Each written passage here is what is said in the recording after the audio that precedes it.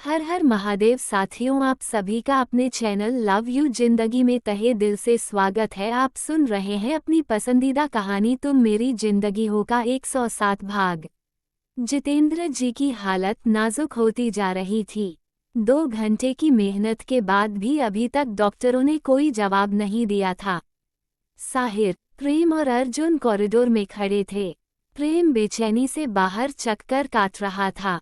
जितना उसके अंदर जितनी बेचैनी और जितना गुस्सा था, उतना ही बाहर से झलक रहा था। आज उसने खुद को छुपाने की कोई कोशिश नहीं की थी, जिसके कारण किसी को भी उसके पास जाने की हिम्मत नहीं हो रही थी। साहिर चुपचाप आकर बैठ गया। उसने अर्जुन को इशारा किया कि वह प्रेम को बैठने के लिए बोले, लेकिन अर्जुन ने प्रेम के गुस्से को देखते हुए इनकार कर दिया था। किस लिए मार खिला रहे हो भाई? मैंने क्या बिगड़ा है तुम्हारा? एक तो ऐसे ही हर वक्त गुस्से की तोप मेरे सामने खुली रहती है और फिलहाल तो लग रहा है जैसे कि उड़ा ही देंगे। मम्मी को फोन करूं क्या? अब वहीं इनको संभाल सकती है, अर्जुन ने मशवरा देते हुए कहा। साहिर ने इनकार में सर हिला दिया। चुपचाप शांति से बैठो। काकीसा को फोन करने का मतलब है कि घर की सारी औरतें बेचैन होकर यहाँ चली आएंगी, तब तो और संभालना मुश्किल हो जाएगा, साहिर ने कहा। घर की सारी औरतें बोलते बोलते जिंदगी का ख्याल साहिर के दिमाग में आया। जितेंद्र जी के वापस घर आने का इंतजार जिंदगी को सबसे ज्यादा बेसब्री से था। आई एम सॉरी जिंदगी, कभी कभी गुस्से में मैं अपना कंट्रोल खो देता हूँ। मैंने तुम्हें वादा किया है कि कल मैं काकोसा को लेकर घर आऊंगा तो किसी भी हालत में आऊंगा। साहिर ने अपनी आंखें बंद करके चेयर पर सर रख लिया था। आप बहुत गुस्सा करते हैं राणा सा। एक तो मेरी आपके सामने आवाज नहीं निकलती और दूसरे में आप मेरी पूरी बात भी नहीं सुनते। मुझे बहुत डर लगता है आपसे। आंखें बंद करते ही शिकायत की टोकरी लिए जिंदगी खड़ी थी। तुम सही कहती हो जिंदगी, गुस्सा ना करते करते भी मेरे को आ ही जाता है। शायद यही एक भावना है जो कि मैं खुलकर दिखा देता हूँ। उसके अलावा सब कुछ तो इसी गुस्से के अंदर छुप जाता है। अपनी फीलिंग एक्सप्रेस नहीं कर पाता, इस कारण जल्दीबाजी में गुस्सा दिखा देता हूँ। इसी हड़बड़ाहट में मेरे अधिकतर काम बिगड़ जाते हैं। काश कि मैंने शांति से काकोसा की बात सुनी होती तो ना ही उनकी तबीयत खराब होती है और ना ही पूरी बात जानने से मैं चूक गया रहता। साहिर ने बेहद अफसोस के साथ सोचा और अब उसके पास अफसोस के अलावा कोई रास्ता भी नहीं था। पूरी रात इसी तरह से बेचैनी से काटते हुए गई थी। प्रेम की जलती हुई नज़र साहिर को लगातार अपने चेहरे पर महसूस हो रही थी। साहिर का दिल उसे अलग परेशान कर रहा था।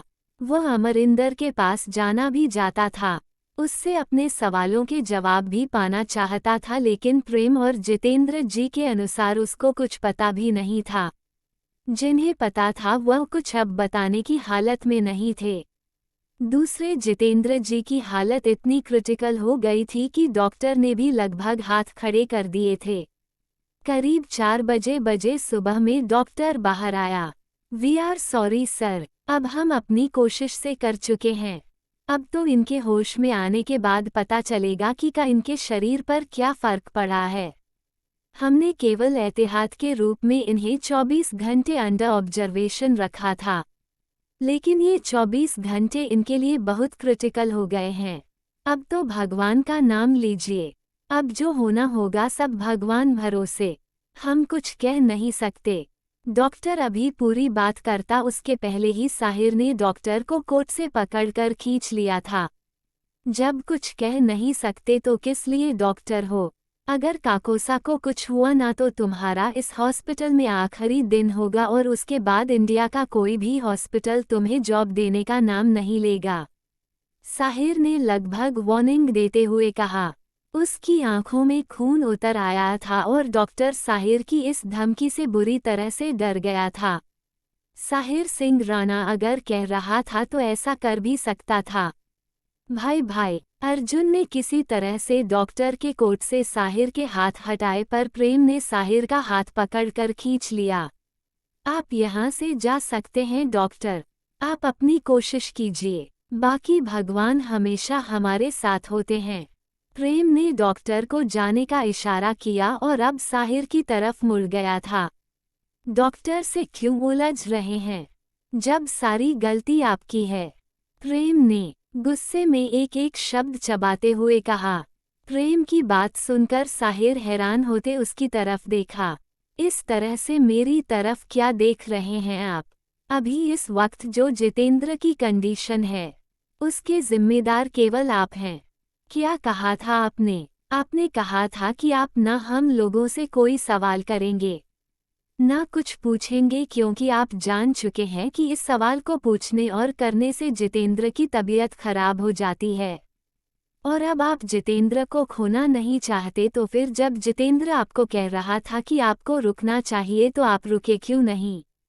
प्रेम ने गुस्से में आकर साहिर से पूछा।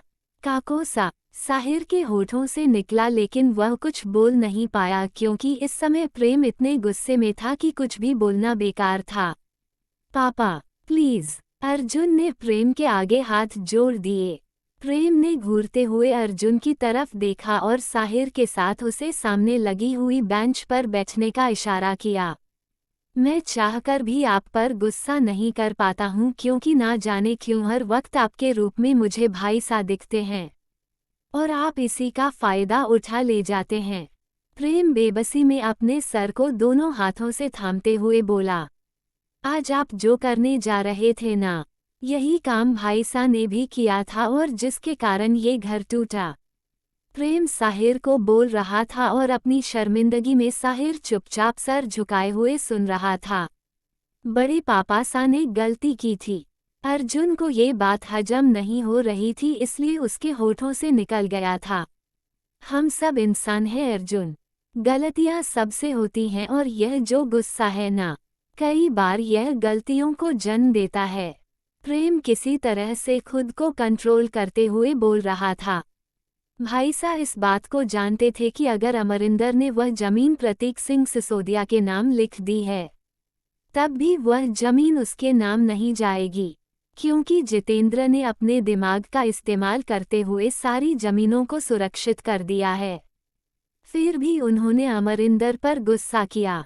वह तो पहले ही दिमाग से पैदल है। पागलों के साथ बोलकर अपना दिमाग क्या खराब करना था। और रही बात जितेंद्र की, तो इस मैटर को शांति से भी सॉल्व किया जा सकता था। जितेंद्र पर तो उसका गुस्सा स्वाभाविक ही था, क्योंकि जितेंद्र के कारण उसके सारे हाथ काटे गए थे। अगर जितेंद्र ने अपने दिमाग का इस्तेमाल नहीं किया होता, अमरिंदर को अपनी औकात कैसे पता चलती? और आज के ज़माने में इंसान को अपनी कमियों पर गुस्सा नहीं आता, बल्कि जो इंसान उसको उसकी कमी बता देता है उस पर सबसे ज़्यादा गुस्सा आता है। प्रेम ने कहा। अमरिंदर के जाने के बाद भाईसा को अपनी गलती का एहसास हुआ था। वह भी इसलिए क्योंकि प्रतीक सिंह सिसोदिया ने कोर्ट से निकलते वक्त अपनी सारी साजिशों का पिटारा खोलकर भाईसा के सामने रख दिया था। उस दिन कोर्ट में ऐसा लग रहा था जैसे कि प्रतीक ये केस जीत जाएगा, और इसी ओवर कॉन्फिडेंस में उसने भाईसा से कह दिया कि अमरिंदर तो बस एक मोहरा है, बाकी उनकी नीयत तो पूरे राणा परिवार की संपत्ति पर अपना कब्जा करने की है। भाईसा उस दिन भी गुस्सा करने वाले थे, गुस्से में कोर्ट में ही प्रतीक को खींचकर मारने वाले थे, लेकिन जितेंद्र ने उनका हाथ पकड़ लिया। जिंदगी के जन्म के बाद या फिर उसके पहले ही भाईसा ने अमरिंदर की खोज करनी शुरू की थी, क्योंकि प्रतीक और प्रदीप इन दोनों की बातों को सुनकर ऐसा लग रहा था कि ये दोनों अमरिंदर को मरवाने के प्लान में है, क्योंकि अब अमरिंदर इनके कोई काम लायक नहीं रह गया था। अमरिंदर चाहे कितना भी बुरा था, पर है तो हमारा छोटा भाई ना, हम ऐसे कैसे उसे मरने के लिए छोड़ सकते थे।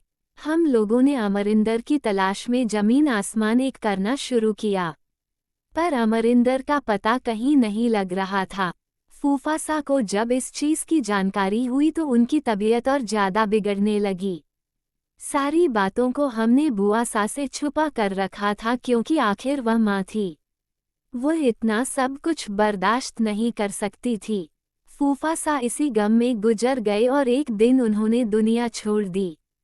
दिन बीते जा रहे थे लेकिन अमरिंदर का कहीं पता नहीं चल रहा था। इसी बीच हमें ये बात पता चली कि अमरिंदर म्यूनिख में अपना मोटर कंपनी का बिजनेस कर रहा है। यहाँ से निकलने के बाद उसने इन सब चीज़ों को अपने दिल पर ले लिया था और खड़ा होने की कोशिश कर रहा था। उसी कंपनी ने ऐसा मोटर डिज़ाइन किया था जो कि अपने आप में नायाब नमूना था और उसी से रिलेटेड ये खबर बिजनेस मैगजीन में छपी थी। भाईसा ने तुरंत अमरिंदर का पता लगाया, लेकिन उससे पहले वही गाड़ी अमरिंदर की तरफ से गिफ्ट के रूप में भाईसा के नाम से विदेश से आई, जिस गाड़ी से भाईसा का एक्सीडेंट हुआ था। प्रेम जी ने साहिर की तरफ देखते हुए कहा, क्या? साहिर चौंक गया था। उसके दिमाग में वह रात घूमने लगी जब वह अर्जुन के साथ उस आदमी से मिलने गया था जिसने कि शमशेर सिंह राणा की गाड़ी को अपने गैराज में रखा था। वह आदमी पूरी बात बताता इसके पहले उस आदमी की गोली मारकर हत्या कर दी गई थी। साहिर का दिल धक से धड़क गया था, यानी कि वह साजिश आज तक चल रही थी। ये एपिसोड आपको कैसा लगा कमेंट करके ज़रूर बताएं। वीडियो को लाइक और चैनल को सब्सक्राइब करना मत भूलिएगा। मिलते हैं अगले भाग के साथ। हर हर महादेव।